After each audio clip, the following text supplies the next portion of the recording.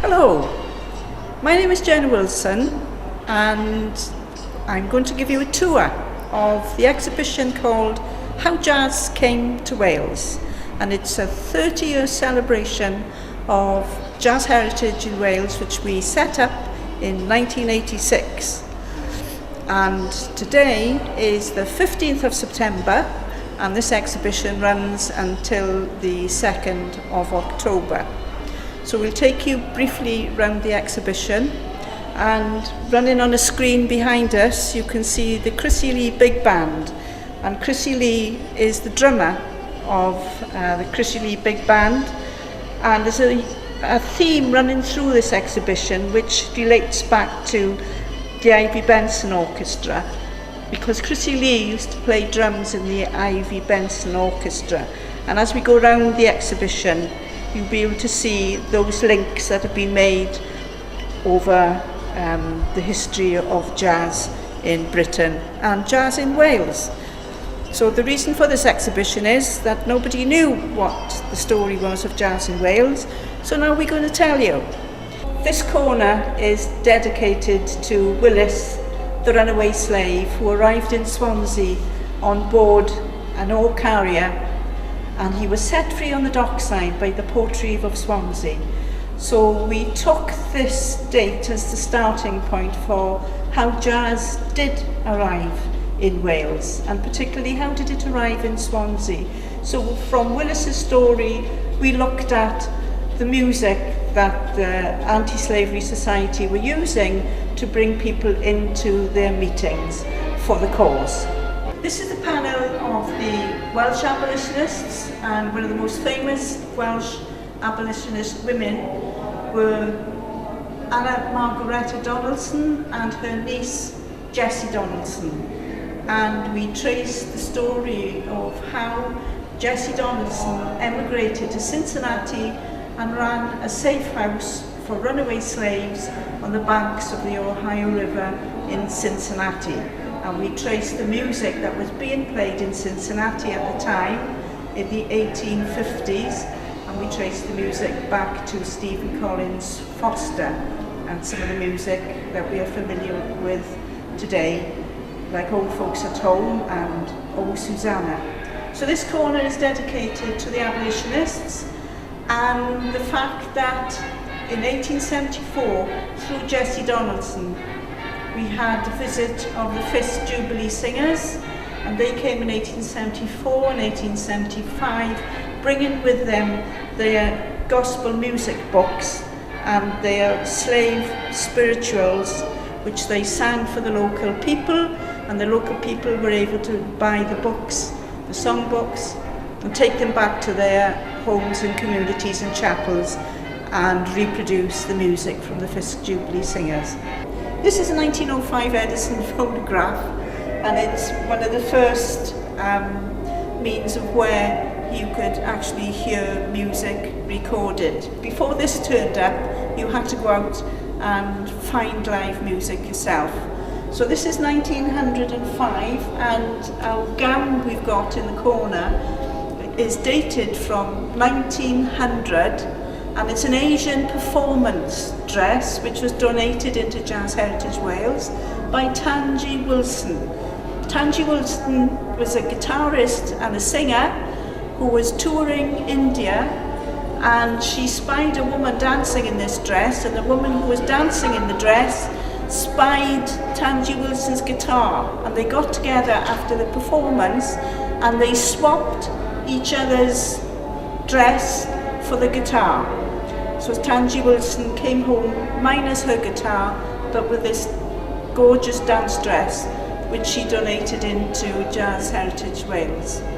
1900 was also the time when ragtime was very popular in Wales, and one of the first all-black productions that came to Swansea in 1905 was In Dahomey, and there was 100 in the cast, and ragtime and the cakewalk, which was a dance popular with the ragtime music, caused a sensation in Swansea. So these are some of the images that people would have been familiar with at the time. And up here on the panel is Johnson and Dean, who performed the cakewalk in Swansea, and at the end of the week of their performance in the theatre, they asked for young dancers to come up in a competition, and those that won the competitions were given a prize at the last night of their theatre appearances. So they were a very influential couple for the ragtime connoisseurs in Swansea in 1905.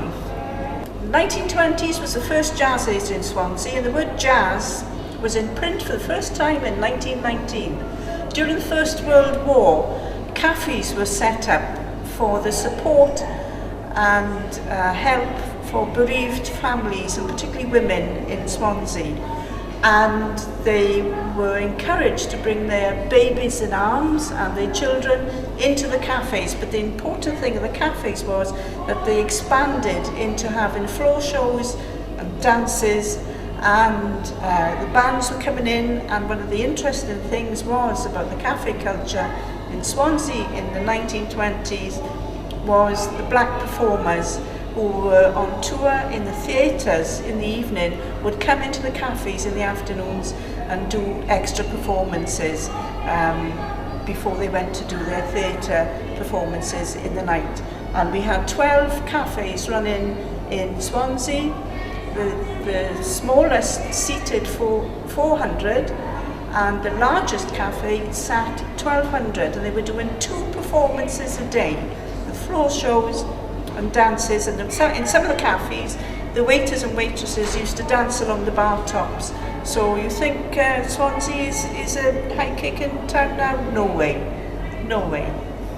On display are some of the books that we have in the library in Jazz Heritage Wales. So we've got them on display for this exhibition, How Jazz Came to Wales. And we have some books by and for Paul Robeson. We've also got the Negro Spirituals from the Jubilee Singers, the Fisk Jubilee Singers. We've got some sheet music, and we've also got a diary of the Fisk Jubilee Singers tour in Britain. We've got an interesting item called Put On Your Khaki and Put On Your Blue, which was a song especially written about recruitment into the First World War. Also up on one of the panels we have the 1922 Plantation Walk Around Skedaddle. This was performed at Swansea's workhouse. They had regular jazz performances at the workhouse. These are some of the items from the 1920s. We have some sheet music, some record covers, textiles which are particularly interesting because of the beading. Jazz Heritage Wales has a collection of stage gowns, and these are one or two of the items from our collection.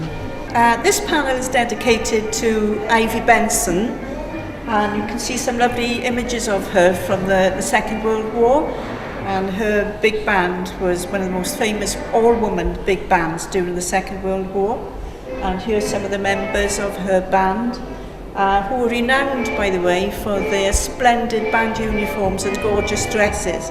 And this other lovely dress that we've got is part of the Jazz Heritage Wales textile collection, and this one was donated in by the wonderful gospel and jazz singer Blanche Finley. This is the Beryl Bryden corner. Beryl Bryden was a blues singer and played the washboard.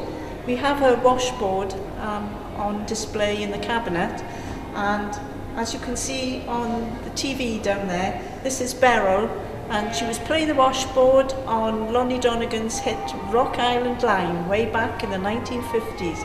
So we have some stage gowns belonging to Beryl, which her estate donated in after Beryl's death. So this is a little corner dedicated to Beryl Bryden. This corner is dedicated to the 1950s, and up in Town Hill in Swansea was one of the largest ballrooms with a sprung dance floor, which became internationally known and hosted all the jazz and rock bands during the 1950s right through to the 1970s. And we've got here an example of an old record player from the 1950s, a Pi record player. And this is a Tower Ballroom with some of the dancers on the dance floor. The exhibition houses quite a lot of music players, and we have a radio, a GEC radio from the 1940s. We also have a Bush record player and various other means of playing records which are housed at Jazz Heritage Wales. This corner is dedicated to Paul Robeson, who of course took the music back to plantation melodies, and also he reproduced some of the Fisk Jubilee singers, gospels and spirituals. And he was also a political man who fought for equal rights for African Americans and had a great affinity with Wales. The painting is part of the Jazz Heritage Wales collection. It was donated in by Rutherford Wilson and painted by him. He was a student of Swansea Institute, which is now the University of Wales Trinity St David's, where Jazz Heritage Wales is based. This gown was donated in by our patron, Dame Cleo Lane, and she became our patron in 2003. She wore this gown at Carnegie Hall in 1974. And we have a large collection of records at Jazz Heritage Wales. Some of these belong to Cleo Lane, which are displayed here. This exhibition has celebrated 30 years of Jazz Heritage Wales. We are very pleased that we have the support of the University of Wales, Trinity St David's, who have looked after us since 2009, and we are based at the University of Wales Trinity St David's Town Hill campus, and we're very grateful for their support they've given us all these years.